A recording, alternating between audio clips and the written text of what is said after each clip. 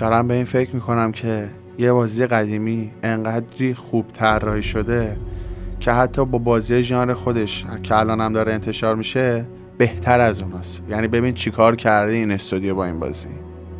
از سال 2008 شد زمانی که استودیو بازیسازی بثزدا بعد از 2 تجربه فوق‌العاده موفق یعنی اوبلیویون و فالات 3 ساخت نسخه بعدی از الدر اسکرولز رو با تیمی که تاد هاوارد سرپرستش بود شروع کرد. 2 سال بعد تو رویداد جوایز بازی‌های ویدیویی تاد هاوارد روی صحنه اسپارک تری رفت و با نمایش شدن تریلر رونمایی از انتشار اسکایریم توی تاریخ 11/11/2011 خبر داد و بدین ترتیب تو همین تاریخ سفر جادویی خیلی از ماها به سرزمین اسکایریم و غرق شدن تو دنیایی از ماجراجویی و هیجان شروع شد. داستان بازی 201 سال بعد از وقایع اوبلیویون شروع میشه و شخصیتی که میشه از بین چندین نژاد مختلف اونو طراحی کرد از دنیا بیخبر پشت یک گاری در حال انتقال به محل اعدام میشه، اما از اونجایی که میگن سر بیگناه پایدار میره ولی برای دار نه. درست تو لحظه که جلاد میخواد سر شخصیت بازی رو جدا کنه یه اجرای افسانه‌ای به اسم آلدوین پس از سالهای خیلی طولانی غیبت ظاهر میشه و با نابود کردن شهر به نوعی فرصت فرار به شخصیت بازی میده. تو ادامه و بعد از روبرو شدن با یک اجراهای دیگه و شکست دادن کاراکترهای بازی موفق به جذب روح این اجراها میشه. همه متوجه میشن که اون یک اژدها زاده یا همون دواکینگه، یعنی قهرمانی که ظاهری مثل انسان داره اما روح یک اژدها رو داره. یکی از ویژگی‌هایی که اسکاریم رو به بازی فراموش نشدنی تبدیل میکنه بیشک داستان اونه.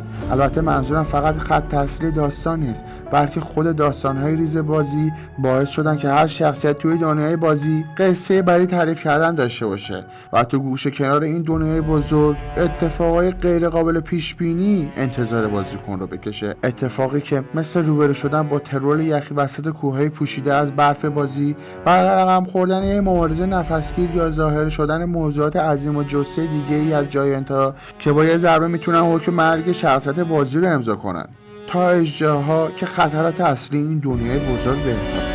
هرچند نسخه اولیه و اصلی اسکاریم باگ‌های عجیب غریب زیاد داشت و برای رد کردن خیلی از مأموریت‌هاش دست به دامن از دستورات مختلفی شدیم، اما کسی نمیتونه منکر تنوع بالای مأموریت‌های اصلی و فرعی تو دنیای بازی بشه. مأموریت‌هایی که گاهی شما را به عضویت گروه‌های مختلفی در می‌آوردن، گاهی هم به داخل غارهای تاریک سرک می‌کشیدین که جدا از دشمن‌های مختلف، تهدیدهای دیگه مثل تله‌ها یا موجودهای افسانه مخفی شده توی اون غارها انتظار بازیکن رو می‌کشیدن. علاوه بر این، بازی داره یه سیستم لوت واقعا گسترده هم بود، به طوری که با گشت و گذار توی دنیای بازی و انجام دادن مأموریت‌ها میشه تجهیزات مختلفی رو پیدا کرد و استفاده کرد یا اینکه اونها رو جمع کرد. منابع لازم شخصا تو آنگری‌های موجود تو بازی دست به کار می‌شد و تجهیزات مختلفی کرفت یا می‌ساختن. بدون شک اگر طرفدار بازی بوده باشین ساعت‌ها چکش زدن و کار کردن توی آهنگری‌ها واسه رسیدن به سطح لازم برای ساخت زره اژدها رو فراموش نمی‌کنید. بثزدا با خلق اسکایریم یه بازی نقش آفرینی واقعا کامل تقدیم همون کرد.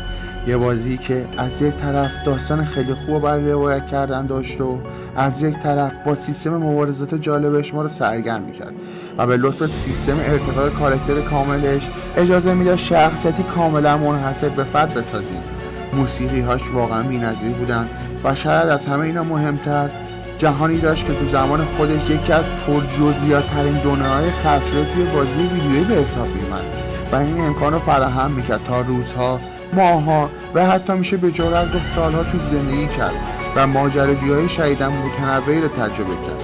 همین هم باعث شد تا اسکاریم بعد از انتشار با کسر نمره 96 از 8 نقد به یکی از موفق‌ترین بازی‌های نسل هفتم تبدیل شد و توی جوایز مختلفی از بهترین سال گیم اسپاک و اسپاک تری گرفته تا جوایز جویستیک که بهترین بازی سال انتخاب بشه.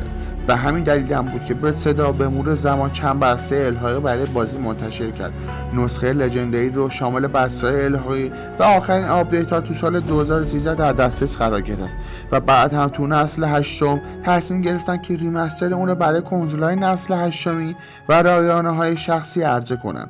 البته کنار این محتوای رسمی نباید تنوع فوق‌العاده مادهای ساخته شده توسط جامعه کارگری بازی هم غافل باشیم که به معنای واقعی کلمه تجربه بازی کردن رو دگرگون میکنه. به هر حال اسکایریم یکی از اون بازی‌هایی که شاید تو هر نسل صداش از انگشت‌های دست بیشتر نباشه. پس به عنوان حرف پایانی باید اول تشکر کنیم از بتسدا که برای خلق چنین دنیای خارق‌العاده‌ای و بعد هم بگیم تا امروز به هر دلیلی موفق به بازی و تجربه اسکایریم نشدید، مطمئن باشید که یکی از بهترین بازی‌های نقش‌آفرینی تاریخ رو از دست دادیم. پس اگه خوشتون اومد از این ویدیو لایک و کامنت و سابسکرایب یادتون نره. با امید دیدار.